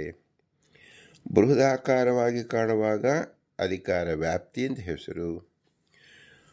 ಆಯಾ ಪದಾರ್ಥಗಳು, ಆಯಾ ಪದಾರ್ಥಗಳಿಗೆ ಅಭಿಮಾನತ್ವ ಇರತಕ್ಕಂಥವ್ರಿಗೆ ದೇವತೆಗಳು, ಉತ್ಕೃಷ್ಟವಾದ ಪದಾರ್ಥಗಳಿಗೆ ಇರ್ತಕ್ಕಂಥವ್ರು ಉತ್ಕೃಷ್ಟ ದೇವತೆಗಳು ಅಂದರು. ಅಪಕೃಷ್ಟ ಅಂದರೆ ಕಪ, ಶ್ಲೇಷ್ಮ, ಮಲ, ಮೂತ್ರ ಇತ್ಯಾದಿ ಪದಾರ್ಥಗಳಿಗೆ ಅಭಿಮಾನಿಗಳಾದವರಿಗೆ ಅಪಭ್ರಷ್ಟ ದೇವತೆಗಳು ಅಂತ ಹೆಸರು. ಅಪಭ್ರಷ್ಟ ದೇವತೆಗಳು ಅಂತ ಹೇಳಿದ್ರಿಂದ ಅವರ ನೀಚ ದೇವತೆಗಳು ಅಂತ ಅರ್ಥವಲ್ಲ.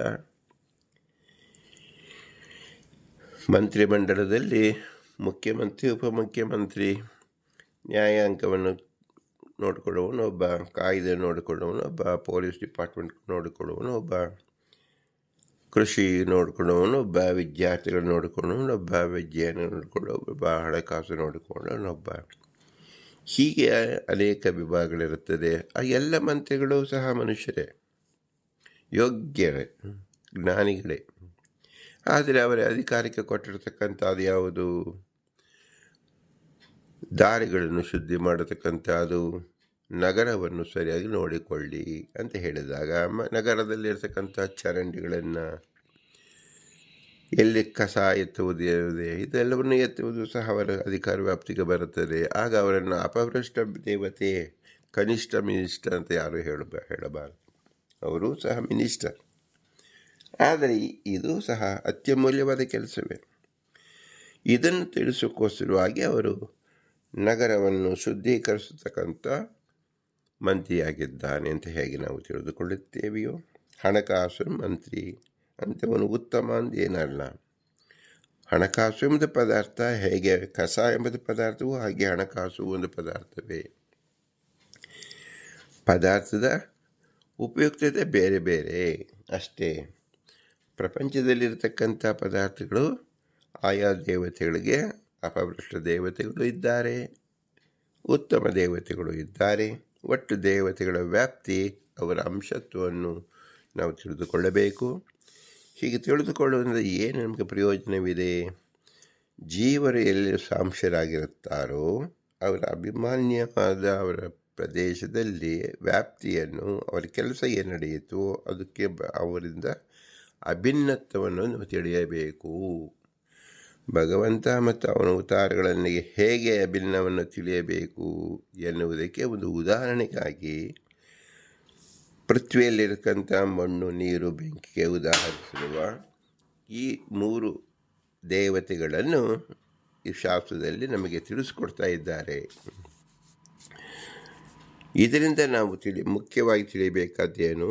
ಮತ್ಸ್ಯಾದಿ ರೂಪಗಳಿಗೆ, ಮತ್ಸ್ಯ, ಕೂರ್ಮ, ವರಾಹ ರೂಪ ಇತ್ಯಾದಿಗಳಿಗೆ ಅಂಶಾಧೀನ ಪ್ರವೃತ್ತಿಯಾದಿಗಳು ಇಲ್ಲವೆಂದು ಹೇಳಿದ್ದು ಅಯುಕ್ತ. ಅವುಗಳಿಗೂ ದೇಹ ಸಂಬಂಧವಿದೆ ಎಂದರೆ ಮೋಕ್ಷಧರ್ಮೇ ಚ ಯತ್ಕಿಂಚದಿಹ ಲೋಕೆ ಅಸ್ಮಿನ್ ದೇಹಬಂಧ ವಿಷಾಂಪತೆ ಸರ್ವಂ ಪಂಚಭೀರಾವಿಷ್ಟಂ ಭೂತೈ ಈಶ್ವರ ಬುದ್ಧಿಜೈ ಈಶ್ವರೋ ಹಿ ಮಹದ್ಭೂತಂ ಪ್ರಭುನಾರಾಯಣೋ ವಿರಾಟ್ ಭೂತಾತಂತರಾತ್ಮ ವಿಜ್ಞೇಯ ಸಗುಣೋ ನಿರ್ಗುಣೋಪಿ ಛ ಭೂತ ಪ್ರಳಯ ಅವ್ಯಕ್ತಂ ಶುಶ್ರೂಷಂ ನೃಪಸತ್ತಮ. ಪ್ರಜೆಗಳಿಗೆ ಅಧಿಪತಿಯಾದ ಧರ್ಮರಾಜನೇ, ಈ ಲೋಕದಲ್ಲಿ ಚೇತನ ವರ್ಗದಲ್ಲಿ ಯಾವ ಜೀವ ಸಮುದಾಯವು ದೇಹ ಸಂಬಂಧವಾಗಿದೆಯೋ ಅದೆಲ್ಲವೂ ಈಶ್ವರನೇ ನಿಮಿತ್ತವಾಗಿ ಉಳ್ಳ ಪಂಚಭೂತಗಳಿಂದ ಸಂಬಂಧವಾಗಿದೆ. ಈಶ್ವರನಿಗಾದರೂ ಭೌತಿಕ ದೇಹ ಸಂಬಂಧ ಇಲ್ಲ ಎನ್ನುತ್ತಾರೆ. ಈಶ್ವರನಾದರೂ ಸರ್ವಪೂಜ್ಯನು ಅಥವಾ ಅಪರಿಚ್ಛಿನ್ನನು, ಸದಾ ನಿರ್ವಿಕಾರನಾಗಿ ಇರತಕ್ಕವನು, ಸರ್ವಸಮರ್ಥನು, ಮುಕ್ತರಿಗೆ ಆಶ್ರಯನು, ನಿತ್ಯದಲ್ಲಿಯೂ ಅಭಿವ್ಯಕ್ತ ಸ್ವರೂಪನು, ಸರ್ವಜೀವ ಅಂತರ್ಯಾಮಿಯು, ಮೋಕ್ಷವನ್ನು ಕೊಡತಕ್ಕವನು, ಸ್ವಾತಂತ್ರ್ಯಾದಿ ಗುಣೋಪೇತನು, ಸತ್ವಾದಿ ಗುಣಶೂನ್ಯನು, ರಾಜಶ್ರೇಷ್ಠನೇ, ಪ್ರಾಣಿಗಳಿಗೆ ಲಯಾಶ್ರಯವಾದ ಅವ್ಯಕ್ತ ತತ್ವಾಭಿಮಾನಿಯಾದ ರಮಾದೇವಿಯು ಆ ನಾರಾಯಣನಿಗೆ ಸೇವಾ ಮಾಡತಕ್ಕವಳು. ಹೀಗೆ ಮೋಕ್ಷ ಧರ್ಮದಲ್ಲಿ ಹೇಳಿದೆ.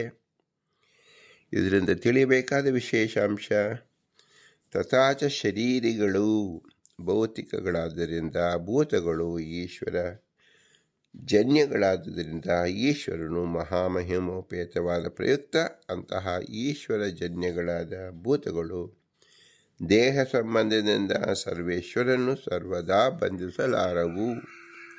ಆದ ಕಾರಣ ಮತ್ಸ್ಯಾದಿಗಳಿಗೆ ಭೌತಿಕ ದೇಹ ಸಂಬಂಧವಿಲ್ಲದಿರುವುದರಿಂದ ಆಕಾಶಗತ ಪ್ರಕಾಶಾದ್ಯಾಭಿಮಾನಿಗಳಂತೆ ಅಂಶಾಧೀನ ಪ್ರವೃತ್ತಿಯಾದ್ಯಾಭಾವವು ಯುಕ್ತವೇ ಆಗಿದೆ. ಭಗವಂತನಿಗೂ ಮತ್ತು ಸೂರ್ಯ, ವರುಣ, ಭೂದೇವಿಗಳಿಗೂ ಏನು ವ್ಯತ್ಯಾಸ ಎಂದರೆ, ಇವರು ಪರಾಧೀನ ಪ್ರವೃತ್ತಿಯಿಂದ ಅಂಶ ಅಧೀನತ್ವವನ್ನು ತಿಳಿದುಕೊಂಡಿದ್ದರೆ ಭಗವಂತ ಸ್ವಾತಂತ್ರ್ಯದಿಂದ ಇಟ್ಟುಕೊಂಡಿದ್ದಾನೆ. ಇದು ಮುಖ್ಯವಾದ ಲಕ್ಷಣ. ಹೇಗೆ ಯಾವುದೇ ಮಂತ್ರಿಗಳಾಗಿದ್ದರೂ ಸಹ ಮುಖ್ಯಮಂತ್ರಿ ಅವನ ಅಧೀನ ಎಲ್ಲ ಮಂತ್ರಿಗಳು ಹೇಗಿರುತ್ತಾರೋ, ನಗರಸಭೆ, ಹಣಕಾಸು ಎರಡೂ ಸಹ ನಾವು ನೀಚ ಉತ್ತಮ ಅಂದರೂ ಕೂಡ ಯಾರ ಅಧೀನದಲ್ಲಿರುತ್ತಾರೆ? ಮುಖ್ಯಮಂತ್ರಿ ಅಧೀನದಲ್ಲಿ ಹೇಗಿರುತ್ತಾರೋ ಹಾಗೆ ಭಗವಂತನ ಅಧೀನದಲ್ಲಿ ಸೂರ್ಯನಾಗಲಿ, ವರ್ಣನಾಗಲಿ, ಭೂಮಿಗೆ ಅಭಿಮಾನಿ ದೇವತೆಗಳಾಗಲಿ ಇರುತ್ತಾರೆ ಎಂದು ತಿಳಿಯಬೇಕು. ಇವರಲ್ಲಿರ್ತಕ್ಕಂಥ ವಿಶೇಷ ಅಸ್ವಾತಂತ್ರ್ಯತೆ, ಆ ದೇವರ ಪ್ರಕಾಶ ಹೆಚ್ಚಿರುವುದರಿಂದ, ಅಧಿಕಾರ ವ್ಯಾಪ್ತಿ ಹೆಚ್ಚಿರುವುದರಿಂದ ಈ ಪದಾರ್ಥಗಳಿಗೆ ಅಭಿಮಾನಿಗಳಾಗಿದ್ದಾರೆ. ಭಗವಂತನಾದರೂ ಸ್ವಾತಂತ್ರ್ಯದಿಂದ ಅನಂತ ಕೋಟಿ ಬ್ರಹ್ಮಾಂಡ ನಾಯಕನಾಗಿದ್ದಾನೆ ಎಂಬುದನ್ನು ಮತ್ತೊಂದು ವರಾಹ ಪುರಾಣದಿಂದ ಈ ವಿಷಯವನ್ನು ತಿಳಿಸ್ತಾ ಇದ್ದಾರೆ. ವರಾಹಿಯ ಚ ಅಂಶಾಸ್ತ ದೇಹ ಯೋಗ್ಯತ್ವ ಜೀವಾ ಬಂಧಾದ ಸಂಯುತಃ ಅನುಗ್ರಾಹ್ಯಶ್ಚ ಈಶ್ವರೇಣ ನತು ಮತ್ಸ್ಯಾದಿಕೋ ಹರಿಃ ಅದೇಹಬಂಧಯೋಗ್ಯತ್ವಾತ್ ಅನ್ಯಥಾ ಸೂರ್ಯಪ್ರಭಾಕ್ಷಿಣೆ ಯಥಾ ಅಮೃತಸಮುದ್ರಸ್ಯ ಶ್ಲೇಷ್ಮಾದಿಶ್ಚ ನಿರೂಪತಃ ಅನುಗ್ರಾಹ್ಯತ್ವಮನ್ಯಸ್ಯ ತೇನೈವ ಆವೃತ್ತಿರೋಧನಂ ಇತಿ. ಜೀವರು ಈಶ್ವರನ ಅಂಶರಾದಾಗ್ಯೂ ದೇಹ ಸಂಬಂಧಕ್ಕೆ ಯೋಗ್ಯರಾದುದರಿಂದ ಬಂಧ ಮೋಕ್ಷಗಳಿಂದ ಯುಕ್ತರಾಗಿರುತ್ತಾರೆ. ಈಶ್ವರಾಧೀನ ಪ್ರವೃತ್ತಿ ಉಳ್ಳವರಾಗಿರುತ್ತಾರೆ. ಭೌತಿಕ ದೇಹ ಸಂಬಂಧ ಯೋಗ್ಯತ ಇದ್ದುದರಿಂದ ಮತ್ಸ್ಯಾದಿರೂಪಿಯಾದ ಶ್ರೀಹರಿಯ ಸ್ವರೂಪ ಅಂಶಗಳು ಬಂಧಾದಿಗಳಿಂದ ಮುಕ್ತಗಳಾಗುವುದಿಲ್ಲ. ಆದ ಕಾರಣ ಜೀವ ಪರಮಾತ್ಮನಿಗೆ ಸಾಮ್ಯವಿಲ್ಲ. ಆ ವಿಷಯದಲ್ಲಿ ದೃಷ್ಟಾಂತವನ್ನು ಹೇಳುತ್ತಾರೆ. ಪ್ರಭಾಭಿಮಾನಿಯಾದ ಸೂರ್ಯಾಂಶನು ಅಕ್ಷಾಭಿಮಾನಿಯಾದ ಅಪಭೃಷ್ಟ ದೇವತೆಯು ಏಕವಿಧವಾದ ಶಕ್ತಿ ಉಳ್ಳವರಲ್ಲ. ಶುದ್ಧೋದಕ ಸಮುದ್ರ ಅಭಿಮಾನಿಗೂ ಶ್ಲೇಷ್ಮಾದ್ಯಾಭಿಮಾನಿಗೂ ಭಿನ್ನವಾದ ಪ್ರಕಾರವು ಭಿನ್ನವಾದ ಅಕ್ಲಿಷ್ಟ ಅಶ್ಮದಾದಿ ಅಭಿಮಾನಿಯಾದ ಅಪಭ್ರಷ್ಟ ದೇವತೆಗಳಿಗೆ ಆ ಅಂಶಿಯಾದ ಸೂರ್ಯನಿಂದಲೇ ಅನುಗ್ರಹಿಸಿಕೊಳ್ಳಲ್ಪಡುವಿಕೆಯು, ಅಂದರೆ ಸೂರ್ಯ ಅಧೀನವಾದ ಪ್ರವೃತ್ತಿ ಉಳ್ಳತನವು ಆ ಅಂಶಿಯಿಂದಲೇ ಆವರಣಭೂತವಾದ ತಮಸ್ಸು ಪಿತ್ತಾದಿಗಳ ನಿವೃತ್ತಿಯಾಗುತ್ತದೋ ಹಾಗೆಯೇ ಪ್ರಕೃತದಲ್ಲಿಯೂ ಹೀಗೆ ವರಾಹದಲ್ಲಿ ಸೂತ್ರದಲ್ಲಿ ಹೇಳಲ್ಪಟ್ಟ ಪ್ರಮೇಯ ಹೇಳಿದೆ. ಭಗವಂತನದು ಸ್ವಾತಂತ್ರ್ಯತೆಯ ಇದೆ. ದೇವತೆಗಳು ಅಸ್ವಾತಂತ್ರ್ಯತೆಯ ಆ ಕೆಲಸವನ್ನು ಮಾಡುತ್ತಾರೆ. ಅಸ್ವಾತಂತ್ರ್ಯ ಅಂತ ಹೇಳಿದ್ರಿಂದ ಅವರ ಯೋಗ್ಯತೆಯೂ ಸಹ ಕ್ಲುಪ್ತವಾಗಿರುತ್ತದೆ. ಭಗವಂತನಂತೆ ಅಪರಿಮಿತ ಅಲ್ಲ ಅಂತ ತಿಳಿಯಬೇಕು. ಯುಕ್ತಾಂತರದಿಂದ ಮತ್ಸ್ಯಾದಿಗಳಿಗೂ ಜೀವರಿಗೂ ಏಕ ಪ್ರಕಾರತ್ತು ನಿರಾಕರಣೆ ಮಾಡತಕ್ಕಂಥ ವ್ಯಾಖ್ಯಾನ ಮಾಡುತ್ತಾರೆ. ಓಂ ಅಸಂತತೆಶ್ಚ ಅವ್ಯತಿರಿಕರಃ.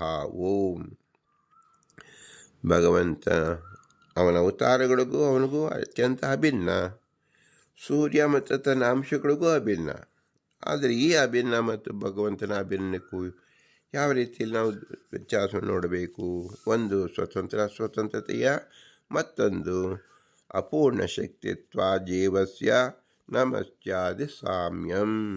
ಜೀವರಿಗೆ ಸಮ್ಯಕ್ ಶಕ್ತಿ ಇಲ್ಲದಿರುವುದರಿಂದಲೂ ಮತ್ಸ್ಯಾದಿಗಳಿಗಾದರೂ ಸಂಪೂರ್ಣ ಶಕ್ತಿ ಇರುವುದರಿಂದಲೂ ಜೀವರಿಗೆ ಮತ್ಸ್ಯಾದಿಗಳಿಗೆ ಸರ್ವಸಾಮ್ಯ ಇಲ್ಲ. ಮತ್ಸ್ಯಾದಿಗಳಿಗೆ ಪೂರ್ಣ ಶಕ್ತಿಯು ಜೀವನಿಗೆ ಪೂರ್ಣ ಶಕ್ತಿ ಇಲ್ಲ ಎನ್ನುವುದು ಯಾವುದೆಂದು ಸಿದ್ಧವಾಗುತ್ತದೆ ಅಂದರೆ ತಥಾಚ ಚತುರ್ವೇದ ಶಿಖಾಯಂ ತಸ್ಯ ಹಾವಾ ಏತಸ್ಯ ಪರಮಶ್ಚ ತ್ರೀಣಿ ರೂಪಾಣಿ ಕೃಷ್ಣೋ ರಾಮ ಕಪಿಲ ಇತಿ. ತಸ್ಯ ಹಾವಾ ಏತಸ್ಯ ಪಂಚರೂಪಾಣಿ ದಶರೂಪಾಣಿ ಶತರೂಪಾಣಿ ಸಹಸ್ರೂಪಾಣಿ ಅಮಿತರೂಪಾಣಿ ತಾನಿ ಹಾವಾ ಏತಾನಿ ಸರ್ವಾಣಿ ಪೂರ್ಣಾನಿ ಸರ್ವಾಣಿ ಅನಂತಾನಿ ಸರ್ವಾಣಿ ಸಂಹಿತಾನಿ. ಅತ ಅವರಾಹ ಸರ್ವ ಏವ ಪೂರ್ಣಃ ಸರ್ವ ಏವ ಬದ್ಯಂತೆ ಅತ ಮುಚ್ಯಂತೆ ಚ ಕೇಚನ. ಭಗವಂತ ಸ್ವತಂತ್ರ, ಜೀವರು ಅಸ್ವತಂತ್ರರು. ಒಬ್ಬನೇ ಭಗವಂತ ಅನಂತ ರೂಪಗಳಲ್ಲಿದ್ದಾನೆ. ಜೀವರು ಅನಂತ ರೂಪವಲ್ಲ, ಪ್ರಕಾಶತೆಯ ವ್ಯಾಪ್ತರಾಗಿದ್ದಾರೆ ಎಂದು ತಿಳಿಯಬೇಕು. ಪ್ರಸಿದ್ಧವಾದ ಸರ್ವೋತ್ತಮನಾದ ಶ್ರೀನಾರಾಯಣಿಗೆ ಕೃಷ್ಣ, ರಾಮ, ಕಪಿಲ ಎಂದು 3 ರೂಪಗಳು. ಅಂದರೆ ಇದೊಂದು ವ್ಯೂಹ. ಶ್ರೀ ಪರಮಾತ್ಮನಿಗೆ ನಾರಾಯಣಾಜ್ಯ ಅನಿರುದ್ಧಾಂತ 5 ರೂಪಗಳಿದೆ. ಮತ್ಸ್ಯಾದಿ 10 ರೂಪಗಳು. ನಾರಾಯಣಾಜ್ಯ ಅಷ್ಟೋತ್ತರ ಶತನಾಮ ವಾಚ್ಯಗಳು ವ್ಯೂಹ ಇದೆ.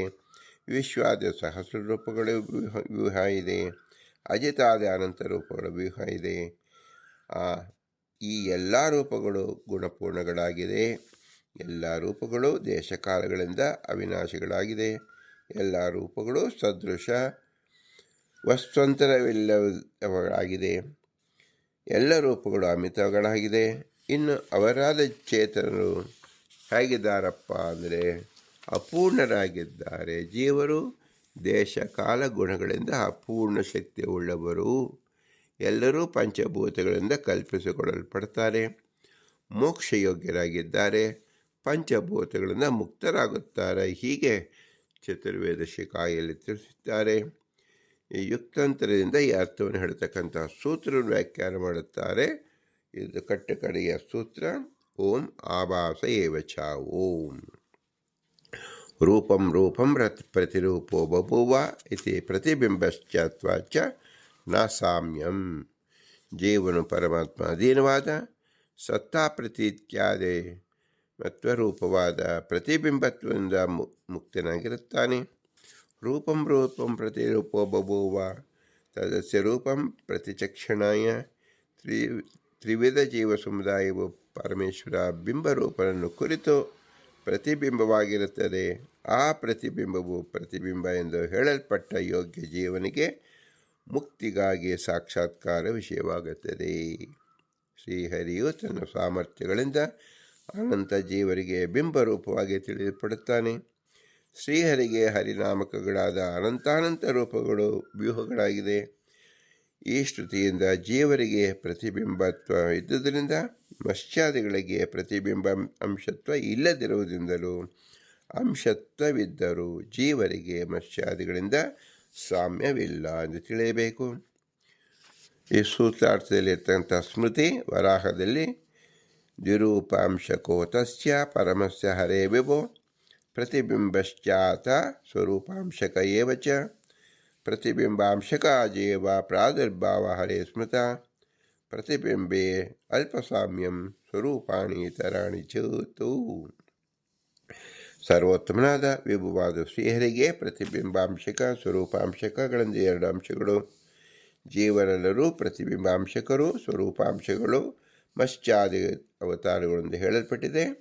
ಜೀವರಿಗೆ ಪ್ರತಿಬಿಂಬಾಂಶತ್ವವು ಮತ್ಸ್ಯಾದಿಗಳಿಗಾದರೂ ಸ್ವರೂಪಾಂಶತ್ವವನ್ನು ಯಾಕೆ ಇಟ್ಟುಕೊಳ್ಳಬೇಕು ಅಂದರೆ, ಎಲ್ಲರಿಗೂ ಸ್ವರೂಪಾಂಶತ್ವವನ್ನು ಯಾಕೆ ಹೇಳಬಾರದು ಅಂದರೆ, ಪ್ರತಿಬಿಂಬಗಳಲ್ಲಿ ಅತ್ಯಲ್ಪವಾದ ಸಾಮ್ಯವೇ. ಮತ್ಸ್ಯಾದಿಗಳ ಪ್ರಾದುರ್ಭಾವ ರೂಪಗಳಾದರೂ ಸ್ವರೂಪಾಂಶಗಳೇ. ಆದ ಕಾರಣ ಸರ್ವಸಾಮ್ಯದಿಂದ ಕೂಡಿರುತ್ತದೆ ಎಂದು ವರಾಹ ಪುರಾಣದಲ್ಲಿ ಸೂತ್ರಾರ್ಥವಾಗಿದೆ. ಕೇವಲ ಅಲ್ಪಸಾಮ್ಯ ಜೀವರಿಗಿದೆ, ಸರ್ವಸಾಮ್ಯ ಭಗವಂತನ ಅವತಾರದಲ್ಲಿದೆ.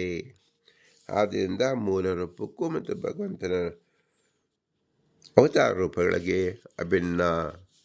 ಯಾವ ಶಕ್ತಿ ಪೂರ್ಣ ಮೂಲ ರೂಪಕ್ಕಿದೆಯೋ ಅದೇ ಶಕ್ತಿ ಅವತಾರಗಳಲ್ಲಿದೆ ಅಂತ ತಿಳಿಯಬೇಕು. ಜೀವರಿಗೆ ಪರಮಾತ್ಮನ ಪ್ರತಿಬಿಂಬಾಂಶದ ಯುಕ್ತವಲ್ಲ. ಜೀವ ಅತಿರಿಕ್ತ ಉಪಾಧಿ ಇಲ್ಲದಿರುವುದರಿಂದ ಎಂದರೆ ಸೋಪಾಧಿ ಅನುಪಾದಿಶ್ಚ ಪ್ರತಿಬಿಂಬೋದ್ವಿಧೇಯತೆ ಜೀವ ಈಶಾ ಪರ ಸ್ಯಾನ್ ಉಪಾಧಿ ಇಂದ್ರಚಾಪಯತೋ ರವೇಹೇತಿ ಪೈಂಗಿ ಶ್ರುತಿ. ಪ್ರತಿಬಿಂಬವು ಸೋಪಾಧಿ ಅನುಪಾಧಿ ಎಂದು ಎರಡು ವಿಧವಾಗಿದೆ. ವೃಷ್ಟಿ ಸೂಚಕವಾದ ಧನುಸ್ಸಿನ ಆಕಾರವಾದ ಇಂದ್ರಚಾಪ ಬಿಂಬ ಅತಿರಿಕ್ತವಾದ ಉಪಾಧಿ ಇಲ್ಲದಿರುವುದರಿಂದ ಬಿಂಬನ ತೇಜಸ್ಸಿಗೆ ಹೇಗೆ ನಿರುಪಾಧಿ ಪ್ರತಿಬಿಂಬವೋ, ಅದರಿಂದಲೇ ಇಂದ್ರಚಾಪಕ್ಕೆ ಸೂರ್ಯನಿಂದ ಅತ್ಯಂತ ಸಾದೃಶ್ಯವಿಲ್ಲವೋ ಹಾಗೆ ಜೀವನು ಶ್ರೀಹರಿಗೆ ಜೀವ ಸ್ವರೂಪ ಅತಿರಿಕ್ತವಾದ ಉಪಾಧಿಯಿಂದ ರಹಿತ ಪ್ರತಿಬಿಂಬನು. ಅಂದರೆ ಇಲ್ಲಿ ದೃಷ್ಟಾಂತದಲ್ಲಿ ಬಿಂಬ ಅತಿರಿಕ್ತ ಉಪಾಧಿ ಇಲ್ಲದಿರುವುದು, ದಾಷ್ಟಾಂತಿಕದಲ್ಲಿ ಪ್ರತಿಬಿಂಬ ಅತಿರಿಕ್ತ ಉಪಾಧಿ ಇಲ್ಲದಿರುವುದು, ಅಂತೂ ಅತಿರಿಕ್ತ ಉಪಾಧ್ಯ ಭಾವವು ಉಭಯತ್ರ ಸಮಯವಾಗಿದೆ. ಇಲ್ಲಿ ಜೀವನ ಸ್ವರೂಪವೇ ಉಪಾಧಿ. ಸೂರ್ಯನ ಹೇಗೆ ಉಪಾಧಿಯಾಗಿ ಅವನು ಇಂದ್ರಚಾಪ ಬರುತ್ತೋ ಹಾಗೆ ಎಲ್ಲ ಜೀವರ ಸ್ವರೂಪವೇ ಆಯಾ ಜೀವರ ಉಪಾಧಿಯಾಗಿರುವುದರಿಂದ ಬಿಂಬ ಪ್ರತಿಬಿಂಬ ಎಂಬುದು ಕೂಡುತ್ತದೆ ಎಂಬುದನ್ನು ತಿಳಿಯಬೇಕು. ಇಂದ್ರಚಾಪವು ಉಪಾಧಿ ಪ್ರತಿಬಿಂಬಕ್ಕೆ ಉದಾಹರಣವು. ಅದಕ್ಕೆ ಮೇಘಮಂಡಲವು ಆ ಸೂರ್ಯ ತೇಜಸ್ಸು ಉಪಾಧಿಯು, ಅದೇವೇ ಉಪಾದಾನ ಕಾರಣವು. ಜೀವನು ನಿರುಪಾಧಿ ಪ್ರತಿಬಿಂಬಕ್ಕೆ ಉದಾಹರಣನು. ಹೀಗೆ ಯಥಾಶಬ್ದವನ್ನು ಆವೃತ್ತಿ ಮಾಡಿಕೊಂಡು ವಾಕ್ಯದ್ವಯವು ದೃಷ್ಟಾಂತ ಪರವಾದುದು ಎಂದಿಟ್ಟುಕೊಳ್ಳಬೇಕು. ಜೀವನು ನಿರುಪಾಧಿ ಪ್ರತಿಬಿಂಬನೇ ಎನ್ನುವ ದೃಷ್ಟಾಂತವನ್ನು ಹೇಳುತ್ತಾರೆ. ಯಥೇಶ ಪುರುಷೇ ಛಾಯ ಏತಸ್ಮೇತದಾಯತಂ ಇತಿ ಚ ಶ್ರುತಿ. ಹೇಗೆ ದೇಹದ ನೆರಳು ದೇಹದಲ್ಲಿ ವ್ಯಾಪ್ತವಾಗಿದೆಯೋ, ದೇಹಾಧೀನವಾಗಿಯೋ, ದೇಹದ ಪ್ರತಿರೂಪವಾಗಿದೆಯೋ, ಹಾಗೆ ಪ್ರತಿಬಿಂಬ ರೂಪವಾದ ಈ ಜೀವನ ಸಮುದಾಯವು ಪುರುಷೋತ್ತಮನಾದ ವಿಷ್ಣುವಿನ ಅಧೀನವಾಗಿದೆ ಎಂದು ಶ್ರುತಿ. ಇದು ಅನುಪಾದಿತ ಪ್ರತಿಬಿಂಬಕ್ಕೆ ಉದಾಹರಣೆ. ತಥಾಚ ಅತಿರಿಕ್ತ ಉಪಾಧಿ ಇಲ್ಲವಾದರೂ ಇಂದ್ರಚಾಪ ವಾಯುವಾದಿಗಳಂತೆ ಜೀವನಿಗೆ ಪ್ರತಿಬಿಂಬತ್ವವು ಯುಕ್ತವಾಗುತ್ತದೆ. ಜೀವ ಉಪಾಧಿ ದ್ವಿಧಾ ಪ್ರೋಕ್ತ ಸ್ವರೂಪಂ ಬಾಹ್ಯೇವ ಚ ಬಾಹ್ಯ ಉಪಾಧಿ ಲಯಂ ಯಾತಿ ಮುಕ್ತಾವನಸ್ಯತು ಸರ್ವೋಪಾಧಿ ವಿನಾಶೇತು ಪ್ರತಿಬಿಂಬ ಕಥಂ ಭವೇತ್ ಇತ್ಯಾದಿ ಪ್ರಮಾಣಾಂತರದಿಂದ ಸ್ವೋಪಾಧಿ ಪ್ರತಿಬಿಂಬತ್ವ ವಿಧಿಸಿದ್ದರಿಂದ ವಿರೋಧವೆಂದು ಹೇಳಿಕೊಡುವುದು. ಜೀವ ಪ್ರತಿಬಿಂಬತ್ವ ಸ್ವರೂಪ ಉಪಾಧಿ ಪ್ರಯೋಜತ್ವ ಇದ್ದರೂ ಬಾಹ್ಯ ಉಪಾಧಿಯ ಪ್ರಯೋಜತ್ವವಿಲ್ಲ ಎನ್ನುವ ಅಭಿಪ್ರಾಯದಿಂದಲೇ ಇಲ್ಲಿ ಅನುಪಾದಿತ್ವ ಎಂದು ಹೇಳಿದ್ದು. ಹೀಗೆಯೇ ಪ್ರಕಾಶಾದಿವತು ಇತ್ಯಾದಿ 5 ಸೂತ್ರಗಳಿಂದ ಜೀವರಿಗೆ ಈಶ್ವರಂಶತ್ವ ಇದ್ದರೂ ಮತ್ಸ್ಯಾದಿಗಳಂತೆ ಸ್ವರೂಪಾಂಶಗಳಲ್ಲ ಎನ್ನುವ ಉಕ್ತಿಯಿಂದ ಅನಂತತ್ವ ಶ್ರುತಿಗೆ ಗತಿಯು ಉಕ್ತವಾಯಿತು. ಅಂಶತ್ವ ಎಂದರೆ ಬ್ರಹ್ಮನ ಪ್ರತಿಬಿಂಬಭೂತವಾದ ಜೀವನಿಗೆ ಬ್ರಹ್ಮನಿಂದ ನ್ಯೂನತ್ವವಿದ್ದು ಕಿಂಚಿತ್ ಬ್ರಹ್ಮ ಸಾದೃಶ್ಯವೂ ಪ್ರತಿಬಿಂಬತ್ವವೆಂದರೆ ಬ್ರಹ್ಮನ ಅಧೀನತ್ವವಿದ್ದು ಬ್ರಹ್ಮನ ಯತ್ಕಿಂಚಿತ್ ಸಾದೃಶ್ಯ ವಿಶೇಷವಿದೆ ಎಂಬುದು ಈ ಅಧಿಕರಣದಿಂದ ನಾವು ತಿಳಿಯಬೇಕಾದದ್ದು. ಆದ್ದರಿಂದ ಬಿಂಬ ಪ್ರತಿಬಿಂಬ ಭಾವತ್ತು ಕೊಡುತ್ತದೆ. ಈ ಬಿಂಬ ಪ್ರತಿಬಿಂಬಕ್ಕೆ ಉಪಾಧಿಯಾದದ್ದು ಜೀವನ ಸ್ವರೂಪವೇ ಆಗಿದೆ. ಅದು ನಿರುಪಾಧಿಕ, ಅಂದರೆ ಜೀವನ ಸ್ವರೂಪವೇ ಉಪಾಧಿಯಾದ್ದರಿಂದ ನಿರುಪಾಧಿಕ ಎಂದು ತಿಳಿಯಬೇಕು. ಜೀವನು ಬೇರೊಂದು ಉಪಾಧಿಯನ್ನು ಅಪೇಕ್ಷಿಸಿ ಆಗಿದ್ದಾಗ ಅದು ಅನಿತ್ಯವಾಗುತ್ತಿತ್ತು. ಜೀವನ ಸ್ವರೂಪವೇ ಆದ್ದರಿಂದ ಬಿಂಬ ಪ್ರತಿಬಿಂಬವು ನಿತ್ಯವಾಯಿತು.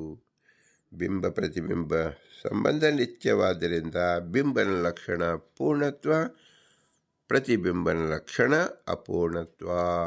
ಒಬ್ಬನದು ಸ್ವಾತಂತ್ರ್ಯ, ಭಗವಂತನದು ಜೀವರದು ಅಸ್ವಾತಂತ್ರ್ಯ ಎಂಬುದು ತಿಳಿದಾಗ ಅಂಶತ್ವ ಎಂಬುದು ಭಿನ್ನಾಂಶ, ಪ್ರತಿಬಿಂಬನಾದ್ದರಿಂದ ಭಿನ್ನಾಂಶ ಎಂಬುದು ಸ್ಫುಟವಾಗುತ್ತದೆ. ನಮ್ಮ ಅಂಗೈಯಲ್ಲಿ ಒಂದು ನೆಲ್ಲಿಕಾಯನ್ನು ಹಿಡಿದುಕೊಂಡಿದ್ದಾಗ ಎಷ್ಟು ಸ್ಪಷ್ಟವಾಗುತ್ತದೋ ಹಾಗೆ ಎಲ್ಲ ಪ್ರತಿಬಿಂಬರು ಭಗವಂತನ ಭಿನ್ನರಾಗಿದ್ದಾರೆ ಎಂಬುದನ್ನು ಸ್ಫುಟವಾಗುತ್ತದೆ. ಇಂತಹ ಅಮೂಲ್ಯವಾದ ವಿಷಯವನ್ನು ಬ್ರಹ್ಮಸೂತ್ರದಲ್ಲಿ ಶ್ರೀಮದಾನಂದ ತೀರ್ಥರು ನಮಗೆ ಅನುಗ್ರಹಿಸಿದ್ದಾರೆ.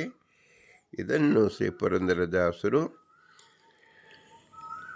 ವರದರು ಅಂತ ಹೇಳಿದ್ರಿಂದ ಪರಸ್ಪರ ಜೀವರಲ್ಲಿ ಹೇಗೆ ಪ್ರಕಾಶತೆಯ ವ್ಯಾಪ್ತಿ ಇದ್ದರೂ ಸಹ ಭಗವಂತನ ಅವತಾರದಿಂದ ಭಿನ್ನರಾಗಿದ್ದಾರೆ. ಭಗವಂತನ ಅಂಶಕ್ಕೂ ಭಗವಂತನ ಭಿನ್ನಾಂಶಕ್ಕೂ ಸ್ವರೂಪಾಂಶಕ್ಕೂ ಇರತಕ್ಕಂಥ ವ್ಯತ್ಯಾಸಗಳು ತಿಳಿಯುವುದರಿಂದ ತಾರತಮ್ಯ ಸ್ಫುಟವಾಗುತ್ತದೆ. ಇದು ಪಂಚಭೇದ ತಾರತಮ್ಯದ ಸ್ಫುಟತ್ವಕ್ಕೆ ಪ್ರಶಸ್ತವಾದ ಶಾಸ್ತ್ರ.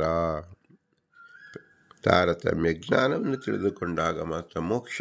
ಆದ್ದರಿಂದ ಸುವಿಸ್ತಾರವಾಗಿ ಈ ತಾರತಮ್ಯದ ಚಿಂತನೆಯನ್ನು ಬ್ರಹ್ಮಸೂತ್ರ ನೆರವಿನೊಂದಿಗೆ ಭಗವಂತ ನಮಗೆ ತಿಳಿಸಿಕೊಟ್ಟಿದ್ದಾನೆ. ದಾಸರು ಇದನ್ನು ಅನುಗ್ರಹ ಮಾಡಿದ್ದಾರೆ. ಇಂತಹ ಶ್ರೇಷ್ಠವಾದ ಜ್ಞಾನವನ್ನು ಉಪದೇಶ ಮಾಡಿದ ಶ್ರೀ ಪುರಂದರದಾಸರಿಗೆ ಅನಂತ ನಮಸ್ಕಾರವನ್ನು ಸಲ್ಲಿಸಿ ಅವರ ಅಂತರ್ಯಾಮಿ ಪುರಂದರ ವಿಠಲನಿಗೆ ಭೂಯಿಷ್ಠ ಅಂತ ನಮ್ಮ ಉಕ್ತಿವಿದೇಮ ಎಂದು ಹೇಳಿ, ಇಂತಹ ಶ್ರೇಷ್ಠ ಜ್ಞಾನ ಬರುವುದಕ್ಕೆ ಶ್ರೇಷ್ಠ ಜನ್ಮ ಬೇಕು, ಮನುಷ್ಯ ಜನ್ಮ ಬೇಕು, ಜ್ಞಾನಿಯ ಜನ್ಮ ಬೇಕು.